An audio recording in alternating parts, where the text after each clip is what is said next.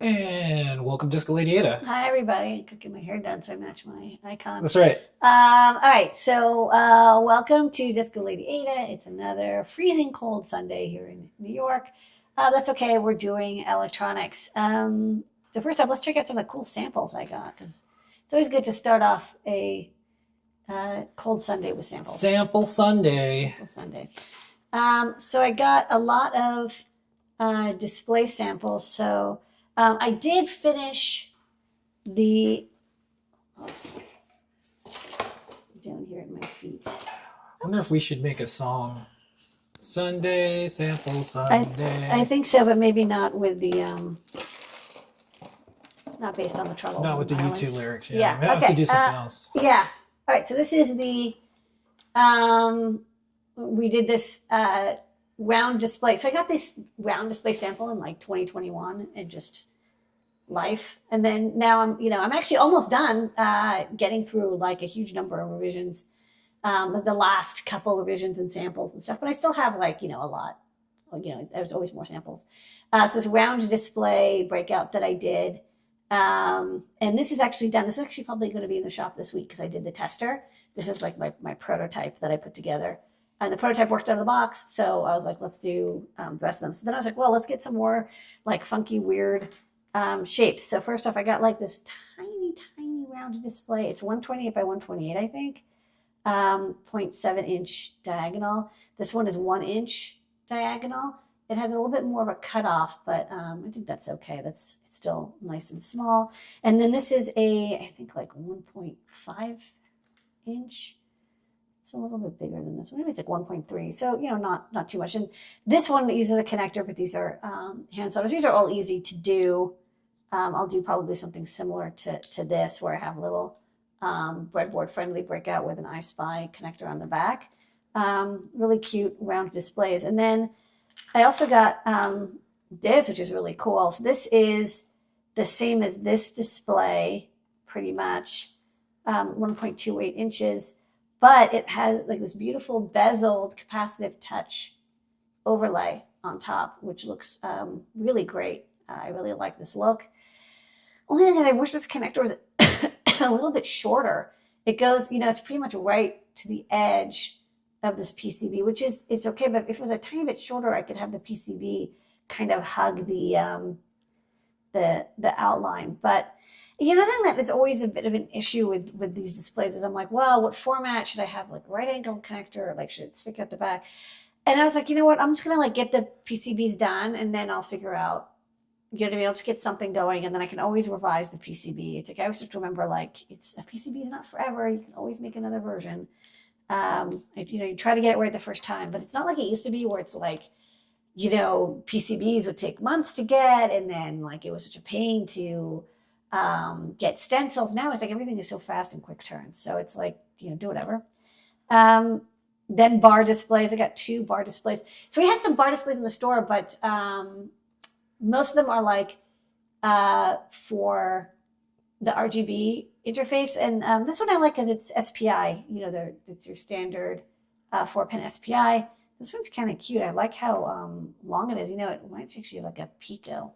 I wonder if it's about the same size as a Raspberry Pi Pico, which I don't have on my desk. It's like the one time I don't have one. But this could be maybe a good like backpack for a Pico board or something. It's a little bit chunkier. Maybe a Pi Zero. I think this would also be like almost exactly the same size. I think this is 320 by 180 or 120 or something. I don't know. And then another cute bar display. I like this one. I like these bar displays because they're great for feather boards and other dev boards if you want to display, and you can't fit a big square one.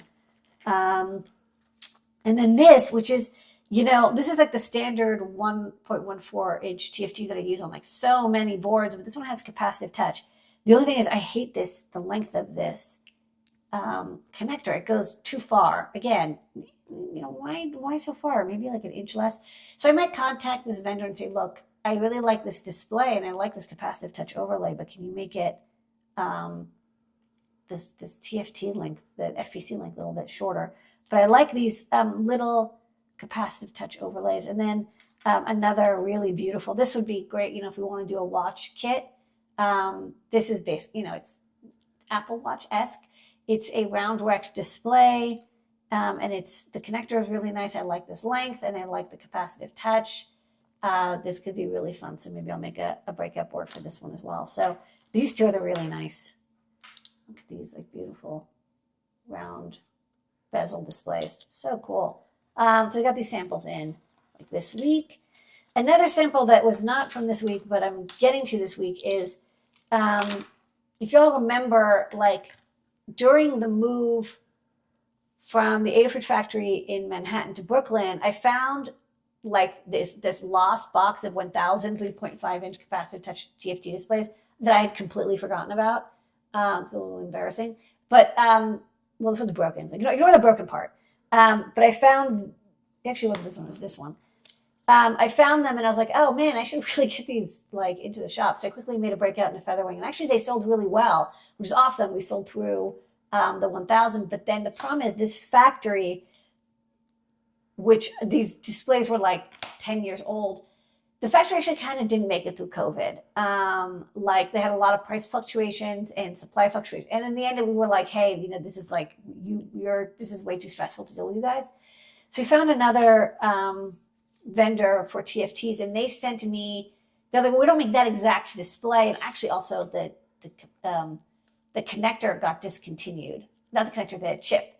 This is the HX5748, I think. And honestly, the chip kind of sucks, and it's also discontinued. It's not made. And they're like, well, we'll make this for you, but it's using a different chipset.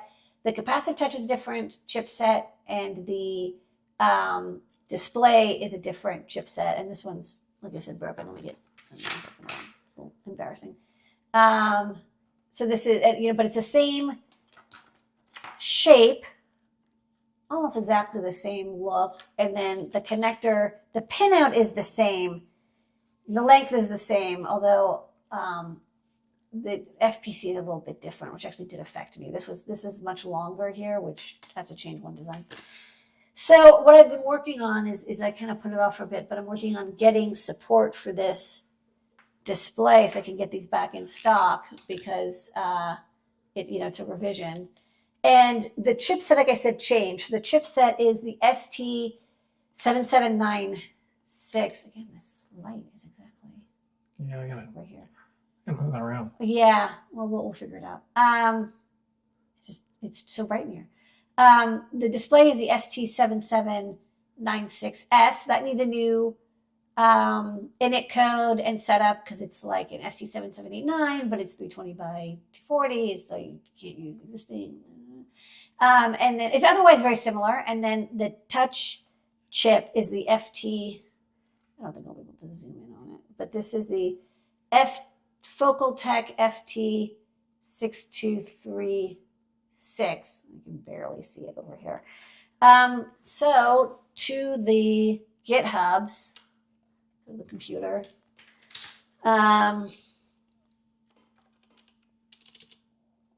So I added support for the ST7796 over in this library, which wasn't, again, it's not hard. It's just like, you have to you have to get the init code that it's matching, and it's like each display has a different init code. And just for the display, getting the color order and like the MV, MX, MY, whatever, just you do a bunch of recompiles. And then the demo, which I got working great. And then it was on to doing the capacitive touch chip. And what's annoying is like I had a driver for the FT6206 and for the F5336, which is a 5-point touch. And the FT6236 has 2 points. It's just like, it's slightly different, each one. And so I just was like, you know what, I'm going to start over, and I made a new library. Again, it's like it copies a lot, but it is different enough. So it's not completed. I'm still working on it. But I got, just before the show, I got, I have it in waiting for serial mode.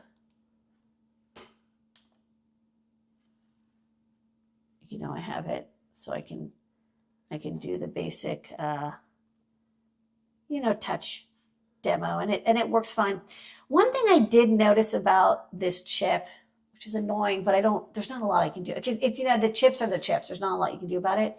Is the F236 really needs you to use the IRQ pin before you can't just like busy query the I2C. It actually locks up.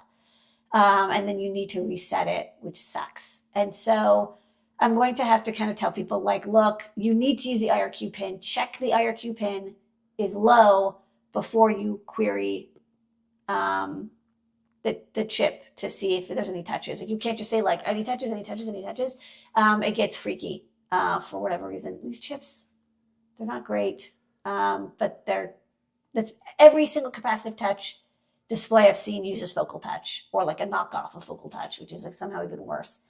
Only like the really big laptop displays, use fancy capacitive touch chips. It's a little bit of it, I'm seeing this in the market in general. Like what happens is that like an American or European company will make like a chip, like, capacitive touch controller, or Japanese company. And then eventually like, the Chinese or Taiwanese market will make like a low cost disruptive version. And then, that proliferates into all of the devices. And now everyone has a little step sensor that has capacitive touch, which like, again, 10 years ago would have been like, it's going to be $60. Now it's like $10. It's so cheap for the bill of materials. But that kind of means that like, there's no competition on quality. It's only competition on price. And sometimes the quality just kind of stagnates. It's what it is. Again, the chip does work great as long as you use the IRQ. So not using the IRQ. And of course, none of this stuff is documented. So that's how it is. Okay, so let me see what else are in my notes.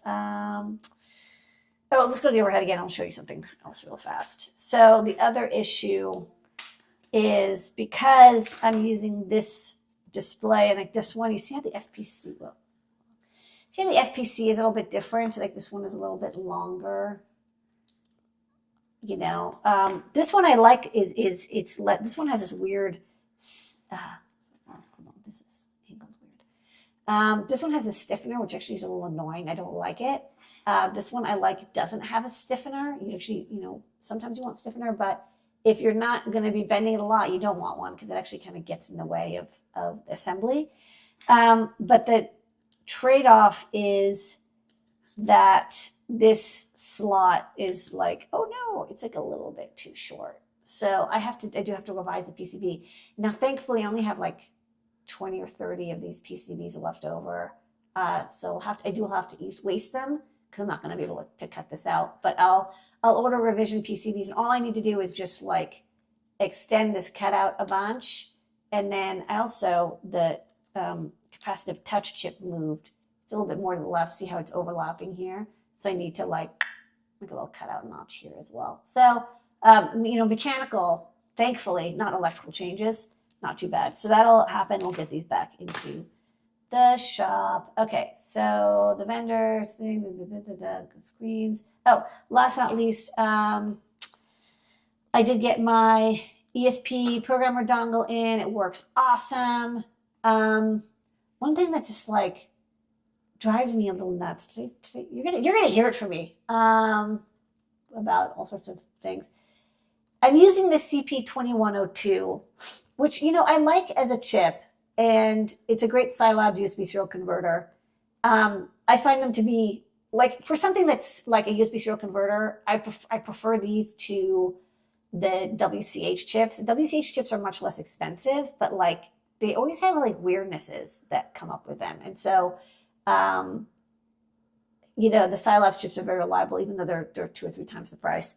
In this case, I was like, if you're going to buy a specialized thing, you want it to work. So I got the Scilab chips. But in order to enable the RX and TX LEDs, you have to use like their Eclipse Studio tool. It's just like, it sucks. What I might try to do is Tack, who works on our TV USB stack and also saves my life like once a month with like, I'm like, could you please make a thing that does this so I don't have to use a Raspberry Pi? Right now I use a Raspberry Pi with like some libUSB tool that somebody wrote to program in the internal fuses to turn on the RX and TX LEDs so that they blink, because you just send it like this command to burn the EEPROM.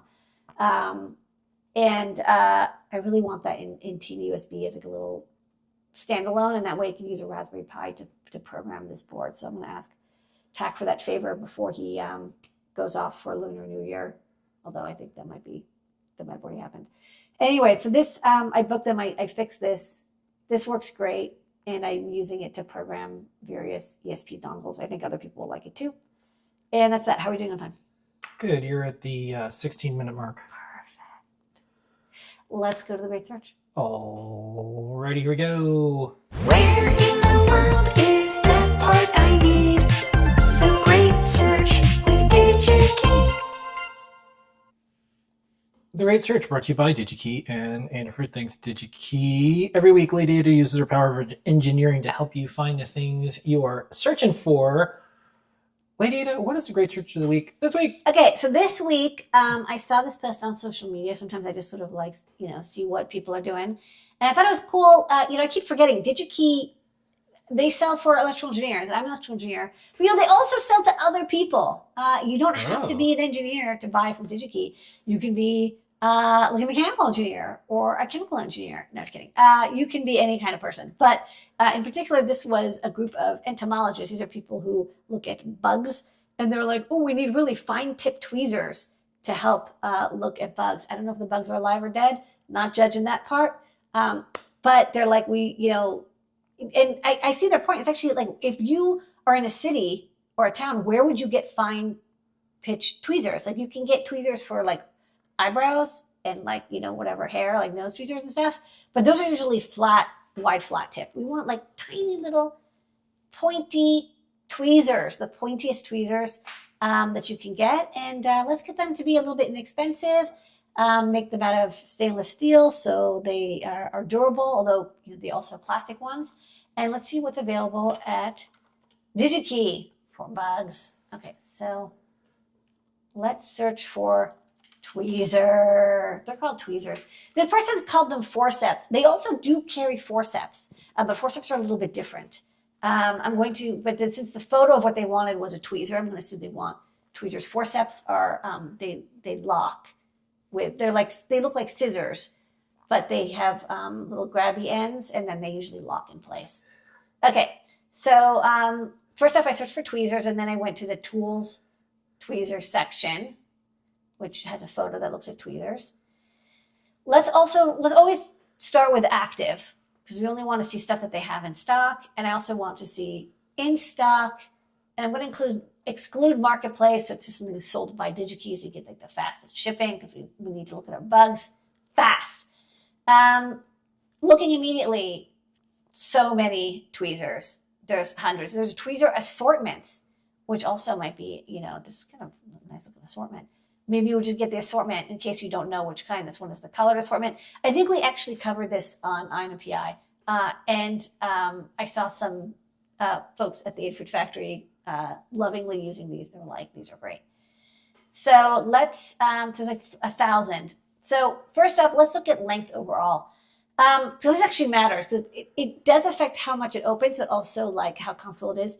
You get like tiny tweezers and enormous tweezers, but in general, I find that about 4 to 5 inches is kind of the max you want to use. So let's just do 3.5 to 5.5. Anything more than that is going to be like way too long or way too short.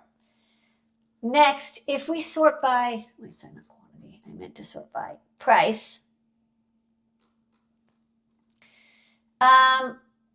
The least expensive tweezers are going to be made out of plastic. You see this little feedback thing is kind of in the way. Okay. But you see there's steel, plastic. So let's remove plastic, from material. Unless you need a specific, like ceramic, because you're dealing with something that has to be non-magnetic, non-metallic, whatever. Stainless steel is like, or titanium, which is kind of nuts. Plastic can be good if you're dealing with cold things that you need a soft tip. you're not going to get fine tip with a plastic. Stainless steel is honestly kind of what most people use. So let's get the stainless steel. And then we want to look at the tips. So this is kind of a blunted tip. This is called a round tip. And this is like a flat.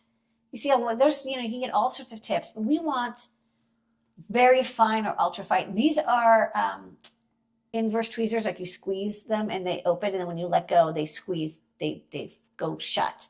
So they're the opposite word. Normally you'd have tweezers to close when you press. These open when you press. So those are kind of cool too. Flats, weird.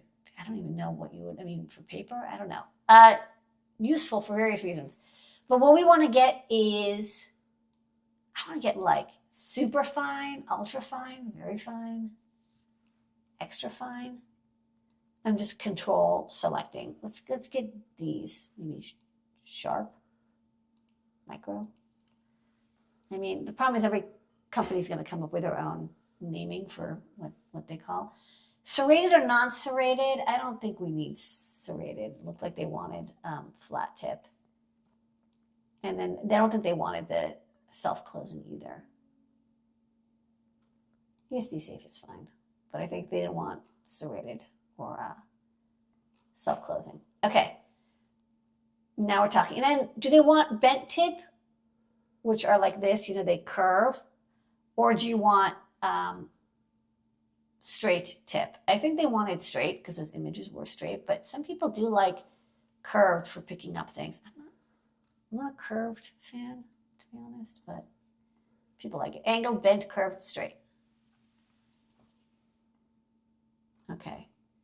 Now we're down to 130. Still a lot of options. I think this is when you would look at the images to see which one. But it looked like that, they wanted really fine point. There's a lot, to be honest. But I kind of like the look of this one. It's got a nice, wide, flat area for your hands. But the point comes down to a very, very sharp tip, like ultra sharp. This looks really great. So I think if I was going to suggest one for somebody who's like, look, I need the finest tip, comfortable but not too expensive, only a couple bucks. And the great thing is you can buy just one at a time. You don't need to buy like 20. And there's no minimum order quantity. Pick up this. This is the S5SAK Rubis Tech from Swanstrom Tools USA, 4.5 inches long, kind of like right there in the middle. Stainless steel, ESD safe, pointed, extra fine, straight tweezers. Yes. That's a great search. Great for bugs. Where in the world is that part I need? The great search with DigiKey. I'm doing my part. Are you doing your part? Starship Troopers. Oh, against the bugs. Yeah, go after the little The tweezers. bug planet. Okay. That's the great search and desk of Ladyada for this week. Thank you so much, everyone, for joining us. Thank you. We have a gigantic week of new products, new things, tons of stuff, round displays, and more. See you all on the interwebs. Take care. Bye, everybody. Thanks for watching.